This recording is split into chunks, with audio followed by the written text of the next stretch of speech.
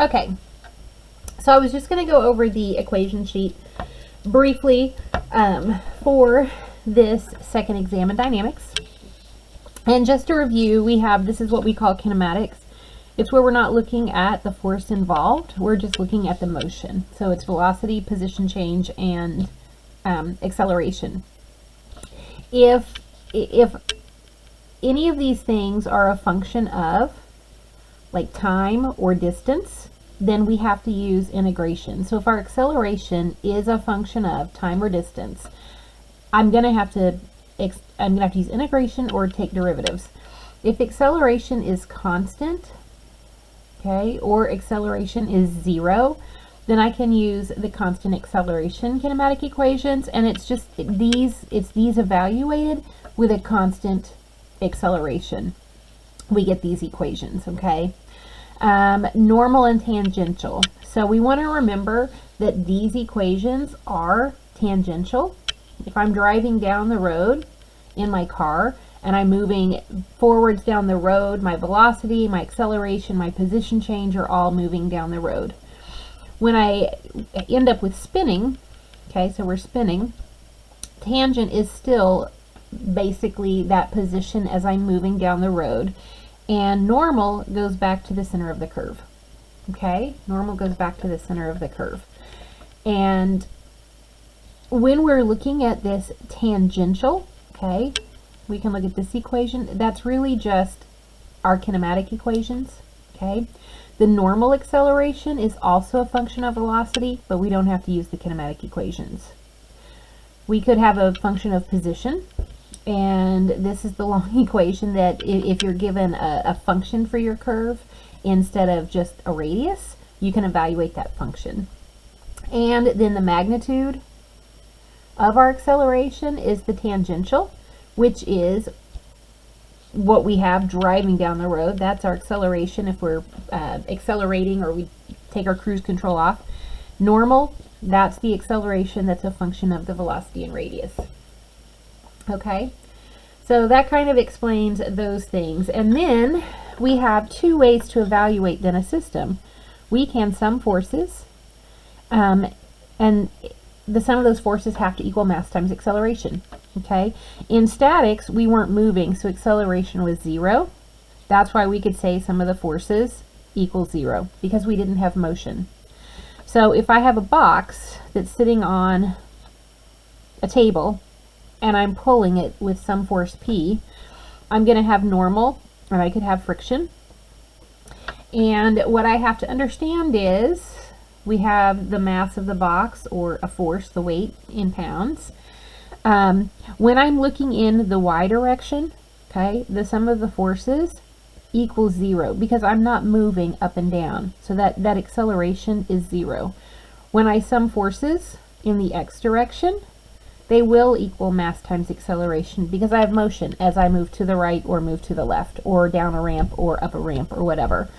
So we need to make sure we always set up that we have that we have our system, our x and y system, in the direction of motion. So we could be pulling this up the ramp, so we could call x and y. Okay, so when I sum my forces in the x direction, I will have an acceleration in the x direction, and when I sum my forces in that y direction, it's 0 because I'm not moving in the y direction off that ramp. Up the direction is going to be ax. Ay is 0. Okay, I do have gravity, but that's causing a force on my mass. That's going to be on this side of the equation. It's the force of gravity, okay? So when I sum forces, it's a function of acceleration. If I can find acceleration, I can go back up if I'm given maybe how far it's moved or the time it's moved or whatever, and I can start calculating velocity and position change in time. Okay? My other option is I have work and energy, and this one I have to remember is 1/2 mv squared plus the sum of force distances equals 1/2 mv squared. So in this scenario, I'm working with velocities and I'm working with distances. every single force will have to be multiplied by a distance. Again, if I find a velocity, I should be able to go back to kinematics and find the acceleration, the position, whatever it is that I need to find. Okay, so when I'm looking at this, I can either have all of my forces on one side, all of my forces and distances on one side where they're either acting with me or against me, or I can break it down and I can look at mv squared plus force distance equals 1/2 mv squared plus force distance. And this is my kinetic energy, it's my motion. And this is my potential energy, it's what could happen. Kinetic energy, that's my motion. It's the same thing that we see up here, it's T, and my potential energy. Okay? So I'm still working with force distances, but instead of having it all on one side, I can look at this snapshot in time. This is what's going on. So if at this snapshot in time, maybe I have a ball on a string. Okay, so in this snapshot, my velocity is 0, but I do have the potential for the ball to fall down here once I release it. So I have this potential of this mass times this distance. Okay, once the ball has come down here, I now have a velocity, but my potential energy is 0. It can't fall any farther. It's reached its potential. Okay, so it's force, distance, what could happen. It's the same thing with a spring. I could have a spring at the beginning of a problem, and we have 1/2 kx squared. And I could have the spring at the end of the problem, 1/2 kx squared. Okay, or I can put it all on this side. It doesn't matter which way you want to do it, but just sometimes it's easier to think of before and after. Okay, sometimes it's easier just to say everything's moving and keep everything together.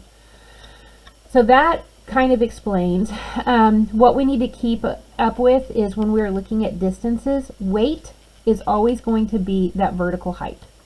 It doesn't matter if I'm going down a tornado slide. It doesn't matter how long that path is. I am literally looking at the height that gravity is pulling through. Friction is going to be the entire distance. Okay, the force that I'm putting into the system could be the entire distance. We saw an example where we had a string that was pulling a collar. It's going to have its own distance. So you could have the distance of gravity working, you could have the shortening of the string, you could have the change in length of a spring, you could have friction, and they all could have their own distances. So you just have to figure out which way you prefer looking at it.